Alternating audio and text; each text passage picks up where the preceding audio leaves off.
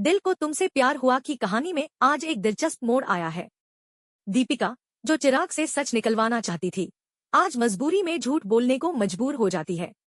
दीपिका की दिलचस्प स्थिति यह थी कि उसे चिराग से अपने मन का सच बतवाना था, लेकिन परिस्थिति कुछ ऐसी बन गई कि उसे अपने झूठ का सहारा लेना पड़ा। वहीं दूसरी तरफ मिस्का भी चिराग से कुछ खास बातें छिपाने की कोशिश कर रही थी, लेकिन वह खुद भी अंदर से चंदू के बारे में बहुत मिस कर रही थी।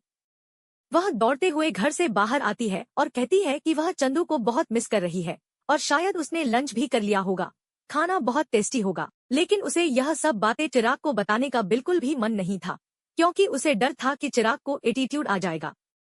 इतनी बातों के बाद अचानक स्कूल से एक कॉल आती है कि उनकी बेटी थोड़ी ठीक नहीं है और उसे तुरंत लेने आना होगा। मिस्का यह सुनकर थोड़ी घबराई हुई थी और जब उसकी मां दीपिका को बताती है तो वह तुरंत तैयार हो जाती है। मिस्का से कहती है कि वह वहीं मामू के पास रहकर आराम करे। लेकिन इस बीच मिस्का की दिलचस्प बातें और उसके छलछन की बातें दीपिका को बहुत परेशान कर रही थी। दीपिका को समझ में नहीं आ रहा था कि उसकी बेटी इतनी चतुर कैसे हो सकती है। मिस्का ने अपनी मां को इस तरह से उलझाया था कि दीपिका का सिर चकरा गया था। वह सोचने लगी कि इतने छोटे बच्चे से इस तरह का व्यवहार उसे बिल्कुल उम्मीद नहीं था।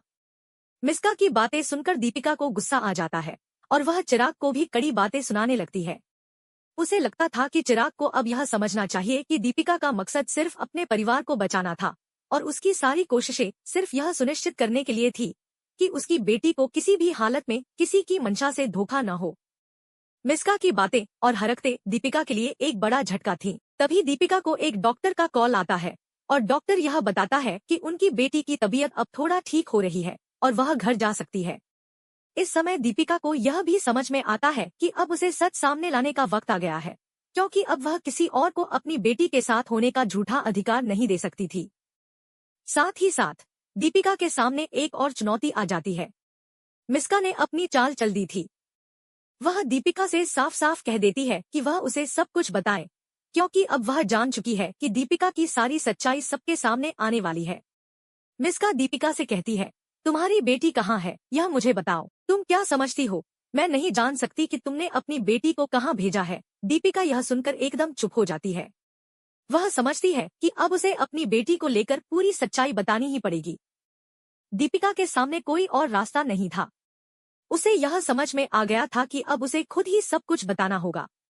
मिस्का की बातें सुनकर वह चुप रहती है, लेकिन उसे अंदर से यह भी महसूस होता है कि यह सच्चाई चुप रहने से कोई फायदा नहीं होने वाला है। मिस्का उसे यह धमकी देती है कि अगर उसने सच नहीं बोला तो उसे यह समझना होगा कि चिराग को भी पूरी सच्चाई से वाकिफ करना पड़ेगा। दीपिका के मन में सवाल उठने लगते हैं कि क्या वह सच बोलने से पहले अपनी बेटी को खोने का जोखिम ले सकती है। लेकिन मिस्का के दबाव के कारण दीपिका ने चुप रहने का फैसला किया। वह कहती है कि चिराग को अब वह सच्चाई बताएगी ताकि सब कुछ साफ हो सके। इसके बाद दीपिका और मिस्का के बीच का ड्रामा और भी बढ़ जाता है। मिस्का एक बार फिर से दीपिका से कहती है, अब तुम जानती हो कि तुम्हारी बेटी कहाँ है।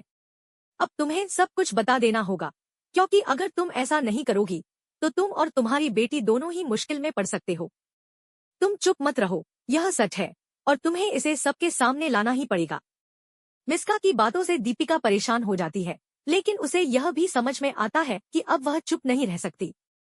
दीपिका यह जान चुकी थी कि उसने अपने प्यार को और अपने परिवार को बचाने के लिए हर तरीका अपनाया था और अब वह इस सच्चाई को सबके सामने लाएगी। सच्चाई की घड़ी आ चुकी थी और अब दीपिका को यह तय करना था कि वह किस रास्ते पर जाएगी। क्या वह अपने रिश्ते और परिवार को बचाने के लिए चुप रहेगी या फिर सबके सामने आकर सब कुछ बताएगी। यह एक बड़ा सवाल था और यह कहानी का अगला बड़ा मोड़ था।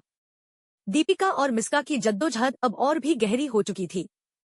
अब दीपिका को यह फैसला करना था कि क्या वह खुद को और अपने परिवार को बचाने के लिए सारे राज खोल देगी या फिर चुप रहकर अपने रिश्तों को और जटिल बनाएगी। इस पूरे घटनाक्रम ने सभी पात्रों को एक कठिन स्थिति में डाल दिया था और दर्शकों को भी इंतजार था कि आगे क्या होने वाला है। पहली बार थोड़ी ना इस घर में आई है चंदू, इसके पहले भी तो आकर रह चुकी है ना, तो इसमें प्रॉब्लम क्या है। तो बोलते हैं कि हाँ, लेकिन फिर इस तरह से नहीं लाना चाहिए ना। तब यहाँ पर पृथ्वी कहते हैं कि उसकी माँ परेशान हो रही होगी। अपने मन में सोचते हैं कि सबसे उम्मीद तो थी कि माँ और पापा इस तरह से कर सकते हैं, लेकिन तू भी इसमें शामिल है। इस बात का अंदाजा नहीं है मुझे, लेकिन तो क्या दिक्कत है। एक काम करते हैं, आप दीपिका को कॉल कर दीजिए कि वो उसकी माँ को बता दे। तभी यहाँ पर आ जाती दौड़ते हुए और कहती है, मेरी क्या बताइए, मेरी क्या, आप क्यों आई हैं यहाँ पर? तो कहते हैं कि मेरी कुछ समझ में नहीं आ रहा कि चंदू को क्या हो गया है, तो इसीलिए हम चंदू को लेने के लिए आए हैं। तो बोलते हैं, अच्छा, चंदू को लेने के लिए आप क्यों आई हैं? हर वक्त चंदू आपके पास ही क्यों रहती है? आप चंदू की माँ है, बताइए। अगर आप चंदू की माँ है तो आप ले जाइए, लेकिन आपको चंदू की माँ को ही भेजना होगा।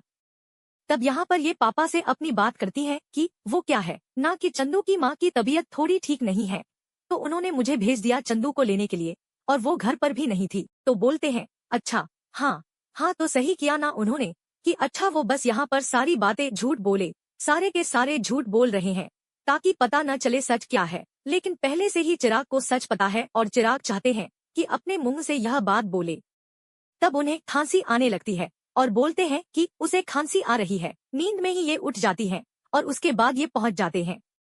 अभी भी ये ऐसे, इनको मतलब ऐसा नहीं है कि इग्नोर कर रहे हैं, चंदू से प्यार ही करते हैं। और बोलते हैं, क्या हुआ बेटा चंदू, सब ठीक है? तो बोलते हैं, हाँ। तब यहाँ पर आ जाती है दीपिका और कहती है, चंदू देखिए, आप इतनी जिम्मेदारियां उठाकर थक चुकी हैं, जाइए आराम कर लीजिए। लगता है आपको ऊंचा सुनाई देता है। आप इतने बच्चों की जिम्मेदारियां क्यों उठा रही हैं? रागिनी की भी जिम्मेदारी उठा रही हैं, चंदू की भी उठा रही हैं, आपकी अपनी बेटी भी तो है ना, आप उस पर ध्यान दीजिए ना। आपको सुनाई नहीं दिया? मेरा पेशेंस लेवल यहीं तक है, खत्म हो गया, ठीक है ना? वो वहाँ से चली जाती है और कहती है, कैसी माँ है यह, इस हालत में देखने के बाद भी उन्होंने सच नहीं बोला है। कमरे से बाहर उनका हाथ पकड़कर निकाल देते हैं और कहते हैं कि चंदू का इस्तेमाल कर रही हैं। पता नहीं दीपिका शायद क्या है, सिद्धार्थ के होते हुए भी इस तरह से यह बच्चे इस हाल में क्यों रहती हैं। और यहाँ पर यह अपने चंदू से कहती है कि मैंने सपना देखा कि आप मुझे छोड़कर चले गए, ऐसा कभी करेंगे तो नहीं? यहाँ पर आकर कहते हैं, क्या हुआ, तुमने सच बता दिया? नहीं, मैंने कोशिश ही नहीं की बताने की, क्योंकि मैंने बहुत रोकने की कोशिश की। तो बोलते हैं, हमें पता नहीं, ऐसा क्यों लगा कि तुमने सच बताया होगा। कोई बात नहीं। तो बोलते हैं, मैं आज अपनी बेटी के लिए बहुत परेशान हूँ, मुझे मतलब अपने पापा के गोद में है, उन्हें प्यार मिल रहा है, इसलिए मैं अपनी बेटी को इस हालत में छोड़कर जा रही हूँ। खराब तो मुझे अपने लिए लग रहा है। तो बोलते हैं, तुम अपने आप को संभालो दीपिका, सब कुछ ठीक हो जाएगा। तब यहाँ पर उन्हें रोक लिया जाता है और कहते हैं कि लावण्या, अगर सच इसी तरह से आने के लिए है तो आने दो, क्या पता यही मर्जी हो, इसी तरह से सच आ जाए और सब कुछ ठीक हो जाए। तब यहाँ पर दीपिका बहुत रोती है और कहती है, क्या करूँ माँ, मैं अपनी बेटी को इस हाल में छोड़ नहीं सकती हूँ, और मैं कैसे बोलूँ यह सब कुछ, वो मुझे दे ही नहीं रहे अब मेरी बेटी को। तब यहाँ पर बोलते हैं, आप मेरे कभी छोड़कर तो नहीं जाएंगे ना? तो यह यहाँ पर अभी कुछ भी नहीं कहते हैं। थोड़ी देर के बाद चिराग कहते हैं, हाँ, हम आपको कभी छोड़कर नहीं जाएंगे। दूसरी तरफ यह जैसे ही आती है, सवाल करना शुरू कर देते हैं और पूछते हैं, क्या हुआ, मतलब तुम सब ठीक तो हो ना चंदू? हाँ, ठीक है। तो वह उसे आपके साथ क्यों नहीं है? कहती है, आप मेरी सावरी मम्मा को थोड़ा सांस लेने दीजिए, पानी पीने लेने दीजिए। तो बोलते हैं, क्या हुआ, क्यों नहीं आई?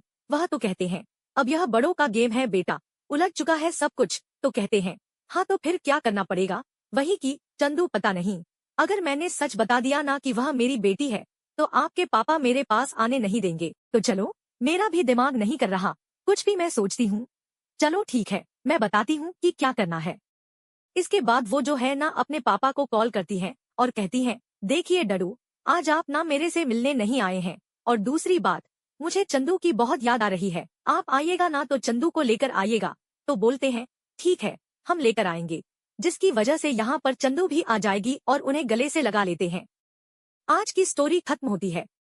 कल के लिए आप देखेंगे कि बहुत ही ज्यादा खुश होते हैं और उसके बाद कहते हैं, मैं तुमसे आज भी बहुत ज्यादा प्यार करता हूँ। तब दीपिका कहती है, आप घर जाइए। तभी यहाँ पर मिस्का आ जाती है, मोहल्ले वालों को कह देती है कि यह ऐसी तालाब की मछली है जो पूरे मछली को गंदा करती है। तो आप क्या कहेंगे इस बारे में? हमें कमेंट्स में जरूर बताएं।